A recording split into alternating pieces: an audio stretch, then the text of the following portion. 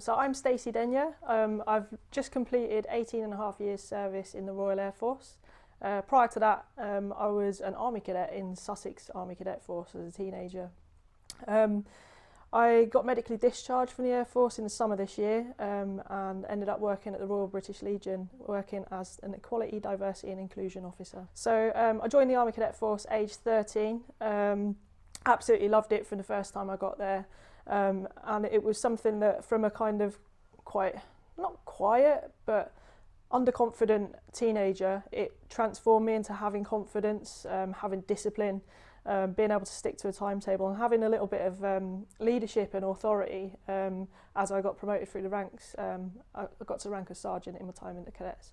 And I loved it. It opened up loads of opportunities that I wouldn't have got otherwise, like growing up poor. Whereas back when I was a cadet, which was quite a few years ago, it used to cost like £5 for a training weekend and £50 for a 2-week summer camp, and that's bed, board, all the activities, everything. Thinking about equality, diversity and inclusion in the cadet forces, I grew up in Sussex and this was in the 2000s, which wasn't the most racially diverse place to grow up. However, there were a lot of girls there. I would probably say it was maybe 20 or 30% girls versus boys from the teenage cadets. And also there were quite a few women adult volunteers as well, so we had those role models to look up to actually as women. And it was weird because when I joined the forces it was different, but we'll talk about that later. But also I look back and there were quite a few cadets as well that were encouraged to, in spite of having attention deficit hyperactivity disorder, autism spectrum disorder and Tourette's as well. Other than that, I can't really think of any other massive kind of broad diversity that I encounter specifically in cadets, but that was going back over 20 years ago. And do you think growing in an environment as a cadet shaped you as a woman and the woman that you are today? So growing up in the cadets has definitely shaped who I am today. So I was always quite a sociable person, but a lot of my school friends that didn't go to cadets didn't have friends all over the county, whereas I'd just jump on a train by myself at the age of 14 and head on over to Bognor Regis, which is about half an hour away, and go and catch up with friends down there. And the friends that I met in the cadet forces, there's probably about 10 of them still today that we're quite close. We meet up. I said this is 25 years ago nearly. And we all kind of support and encourage each other despite us all being so very different now. Are you comfortable talking about your part of the LGBT? Can you talk a bit about your experience as a member of the LGBTQ community in the cadets? Yeah, sure. So again, this is just from my experience, and I grew up 10 miles outside of Brighton, which has always been quite accepting of the LGBTQ plus community. But one thing that always sticks in my head is being a 13-year-old and the gay ban being lifted from the armed forces. One of our older cadets, who I think was about 16 at the time, said, "Well, now it's legal in the army, I'd just like to tell you all that I'm gay." And all of us were like, "That's really cool." And no one was like fazed. There was no homophobia or anything like that.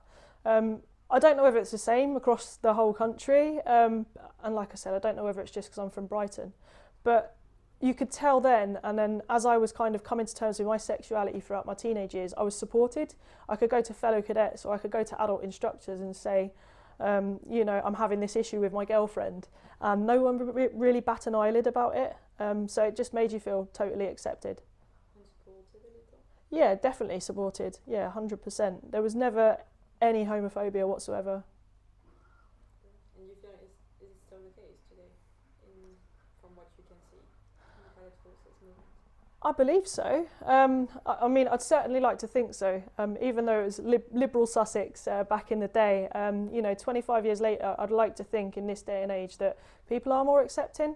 And I think teenagers these days are generally more accepting of sexuality and gender identity and everything anyway. So being a cadet definitely pushed me towards joining the forces. I think Because I'd had such good experiences in the Cadet Force, and I knew a lot of people that had joined the forces that were, you know, the older cadets that I used to look up to. That pushed me towards thinking, actually, yeah, the military is something I could do. And I knew back then that, if I join the military, I can do 22 years and then, like, I'll have a pension and I can get an education and everything, which after not doing amazing at school, and then later on getting a degree through the forces, like, I kind of achieved everything that I set out to achieve, and I'm quite proud of that fact. Did you have family background in the forces at all, or were you pushed to the cadets for personal reasons? So the only background of armed forces in the family is national service. So I was the first one of 10 grandchildren on one side to join the forces. One of my cousins followed, but he didn't make it through training because of an injury. But I think what kind of ignited that for me was VE Day 1995, so the 50th anniversary. And that kind of, I think we did a project at school on World War II, and that made me speak to my nan and granddad about their experiences of the war. And ever since then, I just envisaged either joining the police or joining the military. So I combined the two later on and became RAF police. But as soon as I knew I was old enough at the age of 13, I believe it's 12 now, I joined the Army Cadet Force. Truth be told, I was looking at the Air Cadets beforehand, but my best friend said, I'm going to join the Army Cadets, so I did what most teenagers do and just followed. You're still in touch with your friend? I am, I'm seeing her this weekend. So it really alleviated the burden, that kind of shock of capture that you get when you first join the armed forces. It can be a massive, massive change of pace for people. The early mornings, they're getting shouted at, they're learning like 5 different things all at once, having to like iron, knowing how to polish your shoes properly and everything like that. All that stuff I already knew because I've been doing it for a couple of years already, and I've done it for fun. So I think when I first joined and went through my initial training, I'd help the other people out because I'd be like, well, I know how to iron, so I've done mine, so I'll do your ironing. And especially when it came to in the RAF, they're quite you used to have to sew your name into all your uniform instead of just write it on. So I'm rubbish at sewing, so it was just a case of, hey, I'll do someone's ironing or ball your shoes or boots or whatever, as long as you can stitch my name into my socks. Do you think all the skills that you learned as a cadet, as the serving personnel, was useful when you transitioned to civilian life? Yeah, absolutely. Again, it's something that it led on really nicely from being in the cadets and then kind of going into the forces and having that routine and that structure and that self-discipline. And again, having that confidence as well, and looking back at 12-year-old me to then looking at like 14, 15-year-old me and then looking at where I am now, it's just been one kind of big, long process of, you know, making me more confident, making me able to kind of react all right under pressure. Okay, so I chose the RAF because I saw it as an opportunity to further my education a bit more than the other services, and to kind of I had friends join the RAF and who said you get treated a bit better than what you do in the army, and I didn't really want to be stuck on a ship for months on end, which ruled out the Navy.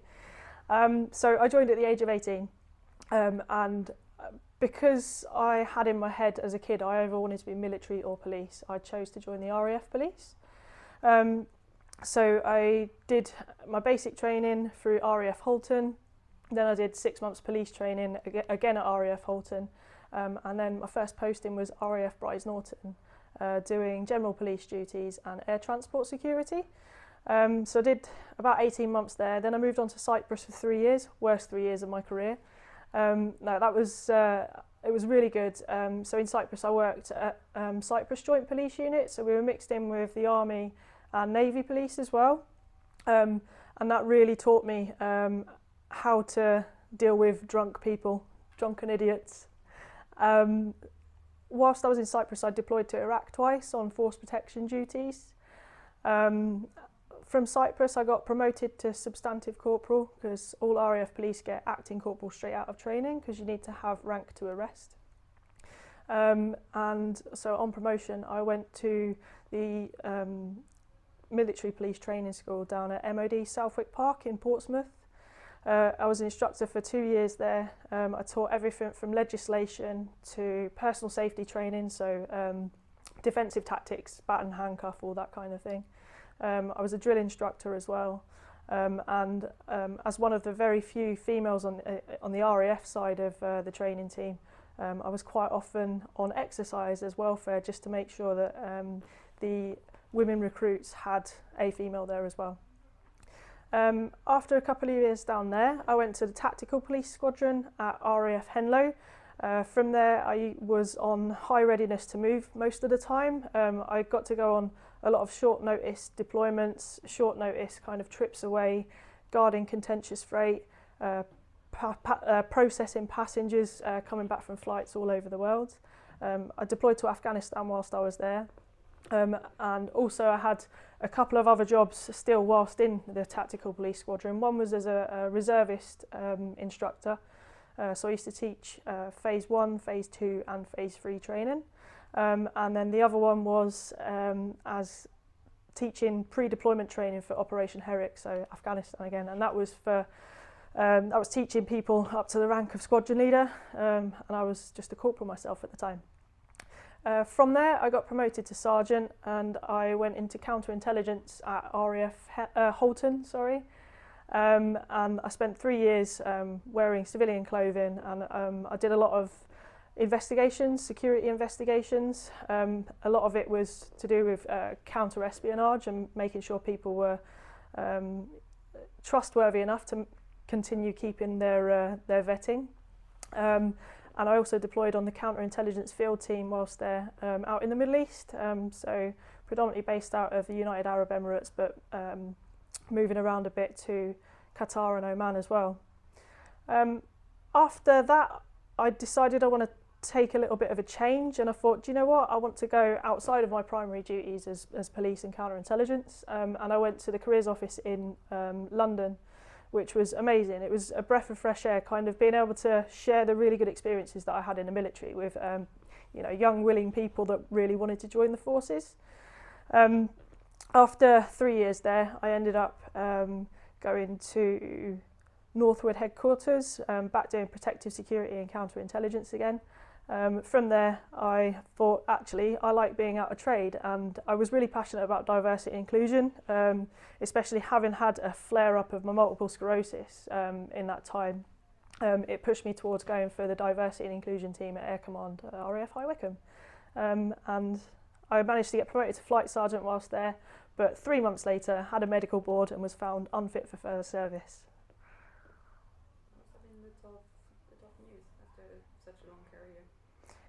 The news about a medical discharge was bittersweet, but it was a long time coming. I got diagnosed with MS, I've had MS on my medical record since 2010, and it was a nuisance for the first 10 years. I could still deploy just with risk factors taken into consideration, so I still went to Afghanistan knowing that I probably had MS. It wasn't until the end of 2019 that it flared up and actually became more of a disability. Transition from the cadets to your active output in the RAF, time in the RAF? Yeah, sure. So I left the Cadet Forces at the age of 16 purely because I started working and I didn't really have the time for it anymore. So I'd taken that kind of break, but then as soon as I joined the forces, everything came back to me to do with weapon handling, first aid, map reading, drill, ironing kit, discipline, and being 5 minutes early for everything. You still do that? I try. And what did the cadet bring into your experience in the RAF apart from those first few skills in the job? So I think for a lot of younger people, when they're going into their first job or something like that, it can be quite daunting. When you're at school, you hang around people that you want to hang around with. You make your own friends at school. When you go into a youth organisation such as the Cadets, you become friends with people that you wouldn't necessarily choose to be your friends in school or in work or whatever. And I think that's something that you can kind of bring across easily to the workplace. It's being kind of forced to unite as a team and get on. So in the armed forces, as I progressed through the ranks up to the rank of flight sergeant, I became a lot more confident at my written communication.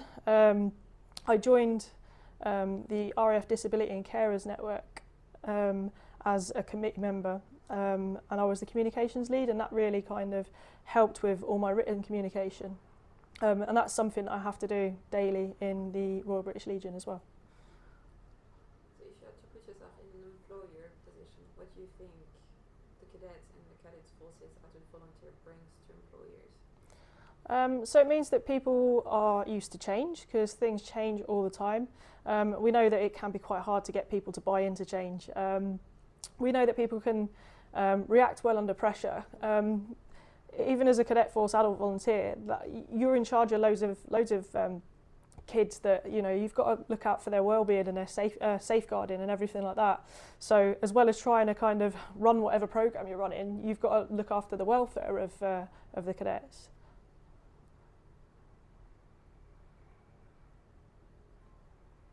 Do you want to carry on the employer side, or would you like to carry on the cadet side? Should we go cadet side still? Keep the cadet side? Yeah.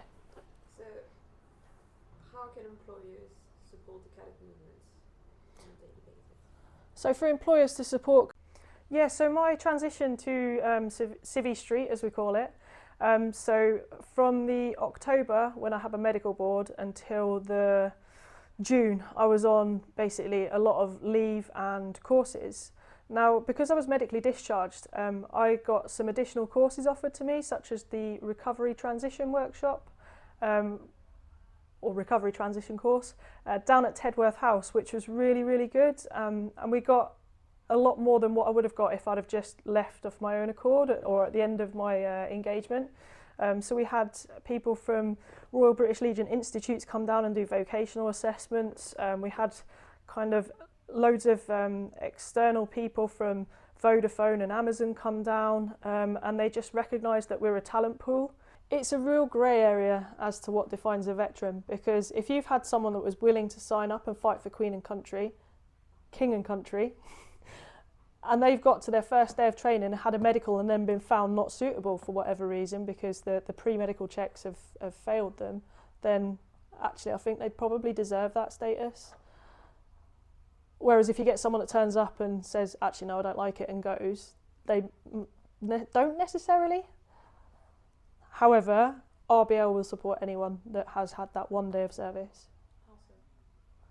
Anyone can be a beneficiary, and that could be to do with getting financial grants, help getting personal independence payments, going to tribunals. There's loads of things that the Legion does. For me, transitioning from the military to civilian world, there hasn't been that much difference. The only thing for me that's massively changed, but I haven't really seen a change in how approaches to D&I are, is the fact that I've gone from a workplace that's been 90% men to now only being about 30% men in the RBL. And I wouldn't say either's better or worse or anything like that. There's still gender pay gaps to be addressed throughout most jobs, I think, in the country. But I'd say that attitudes to D&I are pretty similar between the RBL anyway and the military. Do you think it's related because the RBL is mainly focused, is charity focused on the armed forces in general? So they are embedded in the same type of structure as the armed forces?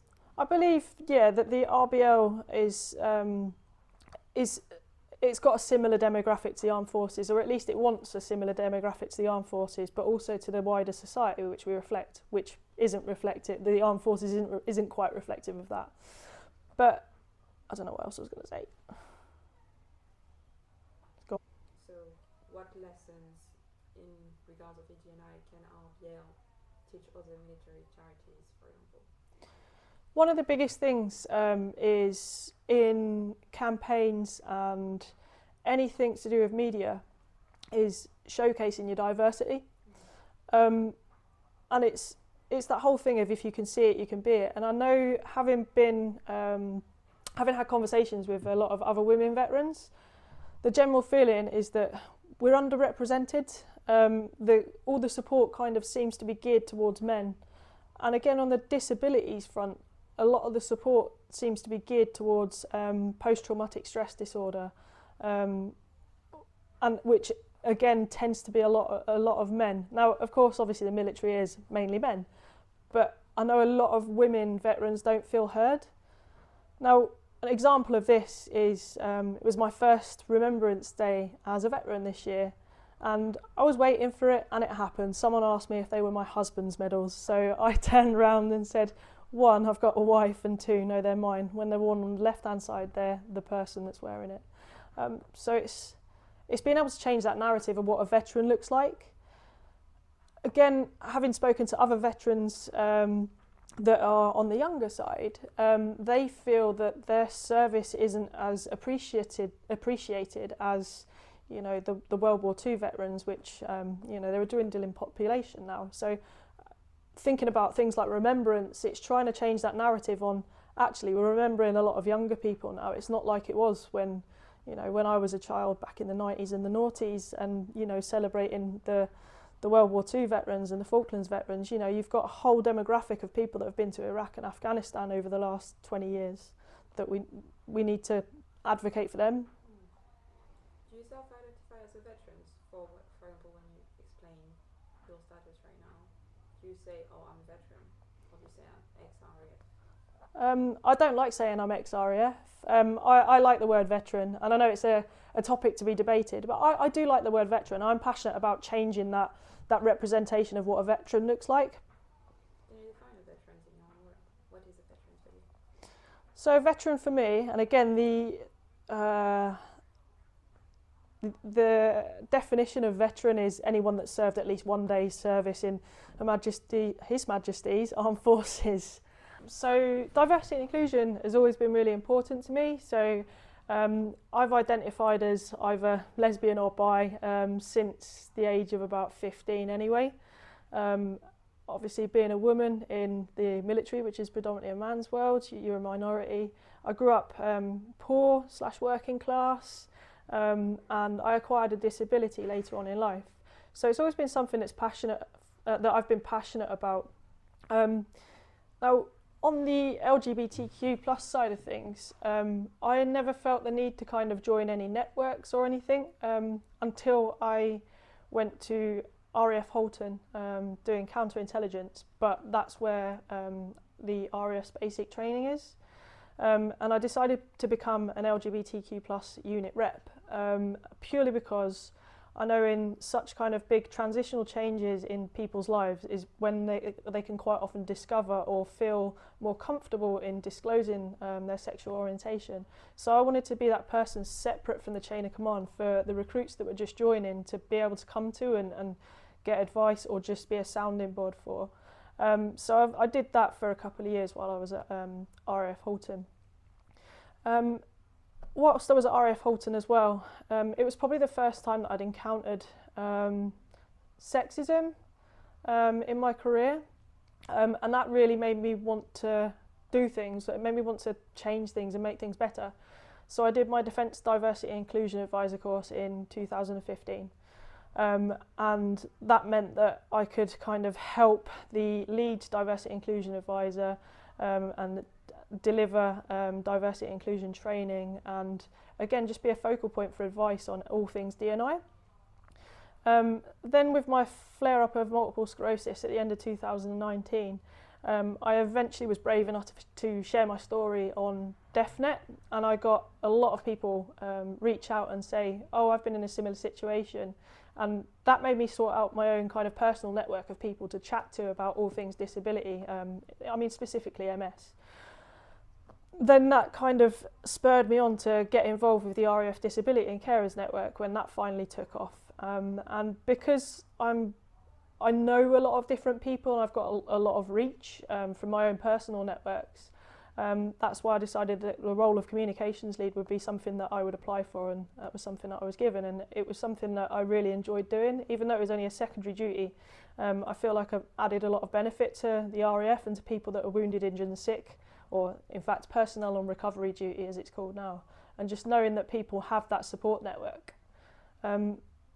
It's always been, I don't like seeing people be treated unfairly. I get a bit of justice sensitivity, so I'm always one to advocate for the underdog. In addition, I've had a couple of friends transition, and one of them took their own life, and we weren't massively close. They were RAF police, and I knew them when I knew him as Seb, and I knew her as Christina. And knowing what trans people have to go through, and the attitude towards trans people in general society, and the fact that people have to resort to taking their own lives is something that it doesn't sit right with me. Do you feel supported enough then, or when you came out as gay in the military, how did that make you feel? So I've always felt supported, and I've always been not necessarily out and proud and waving the rainbow flag, but I've always felt comfortable enough to correct people if they say, oh, boyfriend, husband, or, you know, just assuming the heteronormative. I've always been quite content to just say, oh, actually, I've got a wife, and not make a big deal out of it, just to normalise it. So I can hand on heart say I've not had any kind of prejudice towards my sexuality, not in front of me anyway. And what, in your own word, how can the armed forces do more towards equality and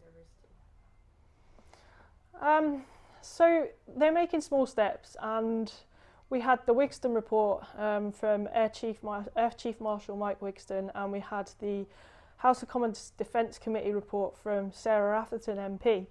And kind of putting the recommendations in there into action is a really big step. It takes ages to change culture.